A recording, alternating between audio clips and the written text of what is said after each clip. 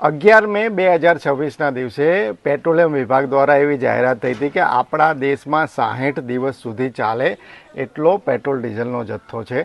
આ ઘટનાને હજુ 10 દિવસ પૂરા નથી થયા અને આપણને ડીઝલની અછતની જે સમસ્યા છે એ સતત હેરાન કરી રહી છે। ડીઝલની અછતના જે મુખ્ય 3 કારણો છે એને આપણે સમજવાનો પ્રયાસ આ વિડીયોમાં કરશું, પણ એના પહેલાં ગુજરાત સરકાર દ્વારા જે સનેડાની ખરીદીમાં ખેડૂતોને સહાય આપવામાં આવે છે એમાં વધારો કરવામાં આવે છે એની વાત કરીએ તો ગુજરાત સરકારના કૃષિ વિભાગ દ્વારા એક પ્રેસ રિલીઝ જાહેર થઈ છે। એ પ્રેસ રિલીઝમાં જે કૃષિમંત્રી જીતુભાઈ વાઘાણીએ જણાવ્યું છે કે સનેડાની ખરીદી ઉપર ખેડૂતોને જે અત્યાર સુધી મહત્તમ 25,000 રૂપિયા સહાય મળતી હતી એ વધારી અને હવે 60,000 રૂપિયા કરવામાં આવી છે અને જે નાના અને સીમાંત ખેડૂતો છે એમને તો હવે 75,000 રૂપિયા સુધીની સહાય મળી શકશે। તો આપણે આશા રાખીએ કે હવે જ્યારે આઈ ખેડૂત પોર્ટલ ઓપન થાય ને એમાં સનેડાની અરજીઓ સ્વીકારવામાં આવે તો વધારેલી સહાય સાથે એ અરજીઓ સ્વીકારવામાં આવે। તો સનેડાની વાત કર્યા બાદ હવે આપણે ડીઝલની વાત કરીએ તો અત્યારે ખેડૂતો માટે ખાસ કરીને ઉનાળુ જમીન તૈયારીની કામગીરી ચાલી રહી છે, ખેડ કરવાની કામગીરી ચાલી રહી છે અને ડીઝલની અછત સર્જાઈ છે।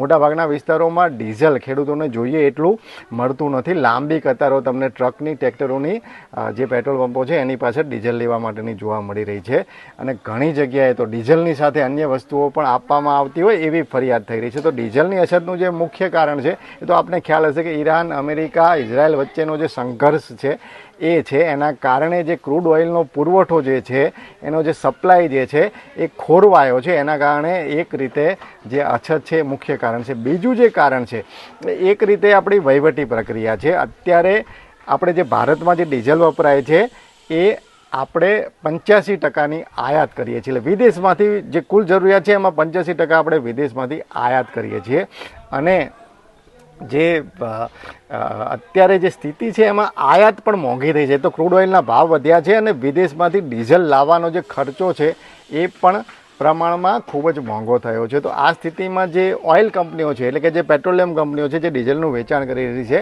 એમના નફામાં મોટો ઘટાડો થયો છે। તો જે પેટ્રોલિયમ કંપનીઓ છે એ સતત ડીઝલના ભાવ વધારવા માટે સરકાર ઉપર પ્રેશર કરી રહી છે અને સરકાર જે છે એટલે જોઈએ છે એટલો ભાવ વધારો કદાચ આપી નથી રહી। તો એ કારણ પણ નિષ્ણાતોના માટે અત્યારે ડીઝલની અછતનું હોય છે। કારણ ત્રીજું જે કારણ છે એ સંગ્રહખોરી છે। આપણા દેશમાં જ્યારે પણ કોઈ વસ્તુની અછત સર્જાય છે એવી જ્યારે વાત આવે છે તો ત્યારે એ વસ્તુની જે જરૂરિયાત હોય એના કરતાં લોકો વધુ ખરીદી કરે છે। તો ડીઝલના કેસમાં પણ એ થયું છે કે લોકોને જે જરૂરિયાત છે એના કરતાં વધુ ડીઝલ ખરીદી રહ્યા છે। આથી જે અછત જે થોડા પ્રમાણમાં છે એ પ્રમાણમાં ધીરે ધીરે વધી રહી છે। આપણા પાડોશી દેશ પાકિસ્તાનની વાત કરીએ તો એમાં તો ડીઝલનો ભાવ 400 રૂપિયા પ્રતિ લીટર થઈ ગયો છે।